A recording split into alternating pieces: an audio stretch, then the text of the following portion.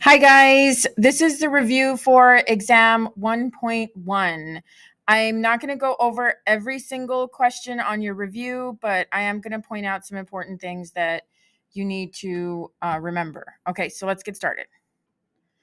Sorry, it's a little bit blurry, but there's nothing I can do about that. Your handout is a little better. Okay, so here, these are mostly straightforward and pretty easy. Just remember that the extinguisher you're not supposed to use on people, but the other ones we have talked about at great length, so you should know the answers to all of these. Here, don't forget that we're going to be measuring in centimeters, and you may have decimal points on some of them. None of them here, but you might have something in the tenths or the hundredths on the test. Okay, so watch out for that. With the triple beam balance, remember that you have to add the three numbers and just make sure that you are aware of where your decimal is at so that you can line up your digits and add them correctly. Some will have decimal points. In other words, you will have something after the decimal point, so you will go into the tenths. For the graduated cylinder, these are a little bit hard to see. I am sorry about that, but on your paper, you can see them a little bit better. Be careful about how much each line is worth. For example, the second to last one right here, this one is going by fives. So all you have to do is just count to see where the meniscus is at and write down your measurement, and this is going to be in milliliters. Then onto the tools. I'm going to go through the pictures and tell you what the pictures are instead of basically referring back to the pictures with the names. So letter A is a graduated cylinder. Remember, that's what we use for measuring volume. It's going to be more accurate than a beaker or a flask, and we're going to measure that in milliliters. B is a dropper. C is a spring scale, and we're going to be using newtons for that. D is a flask. E is tongs to grab stuff that's hot. F is going to be the triple beam balance, or we can also use a scale. This is going to be for mass, and it's going to be in grams. Then G is a microscope, H is a beaker, I is a test tube, and J is a hand lens for things that are very small, which is number 14. It's asking about stuff that magnifies small objects. So the best answer here is a hand lens, or also it could be a microscope, but that is not one of your options. Number 15, remember I just mentioned this, the graduated cylinder is going to be the most precise. Number 16 is going to be the spring scale. I just talked about newtons and how we use that for um, uh, the weight of something or force. And then we have number 17 is the dropper because it's going to be used for small amounts of liquids. For the scientific method, in this section, you had to put them in order.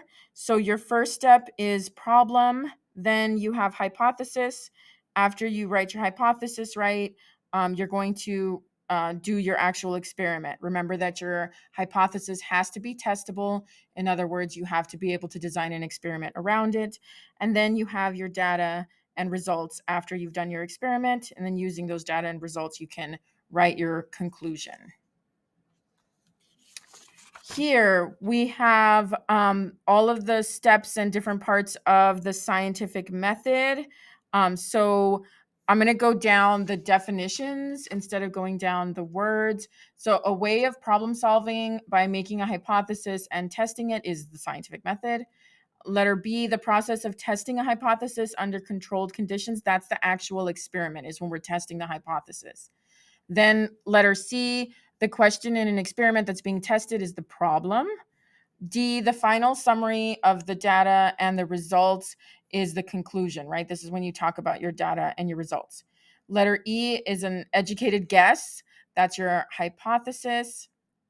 Then letter F, the information or observations that you collect during the experiment are your data and your results, which is going to include your graphs.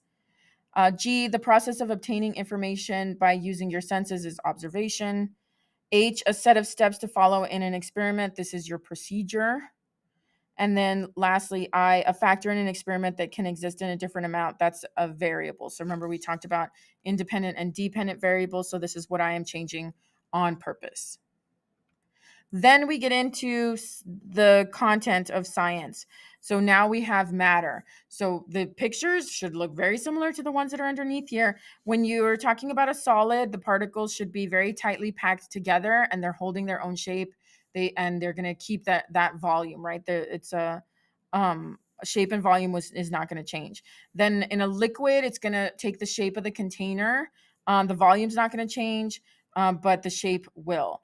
And then the same thing with the gas. The shape can change depending on the container, and the volume can also change with the gas. So your particles, as you're going from solid to liquid to gas, they should look more spread out. So here, when I have a solid and change it into a liquid, that is called melting. So you should have melting in the space above that. Then from a liquid to a gas is evaporation, and then going the other way at the bottom, as you remove energy, gas to a liquid is condensation, and then a liquid to a solid is freezing. Then we have density. So an instrument used to measure length is going to be a ruler. We're going to use a triple beam balance to measure the mass of an object.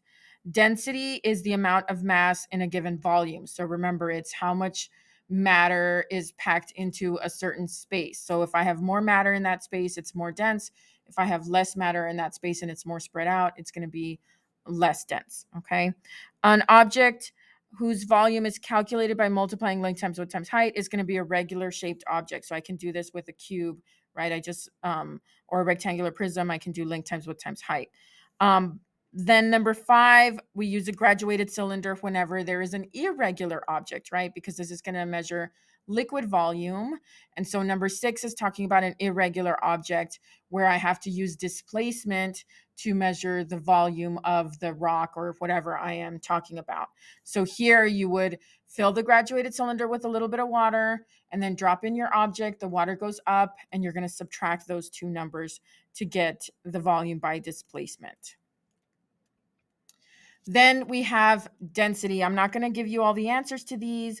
I'm just going to remind you that density is mass divided by volume. So for like number 7, I'm going to do 96.5 grams divided by 5. And that's going to give me my answer, which is 19.3. And don't forget your unit, right? No naked numbers. So make sure that you write your unit as grams per centimeter cubed because gold is a solid.